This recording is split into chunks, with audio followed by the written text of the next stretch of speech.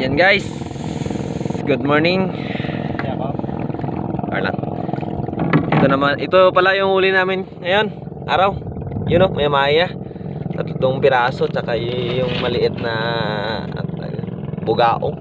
Bugaong.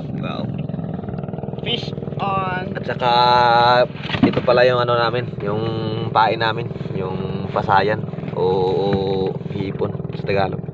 Ito. Yun. Maya ulit guys, papandawin namin ulit yan. Ganito kasi kami mag-arya ng dito sa amin ng kitang. Hindi namin pinapandaw na diretsuhan. Kumbaga yung tawag natin sa amin dito yung toy namin, toy. Tapos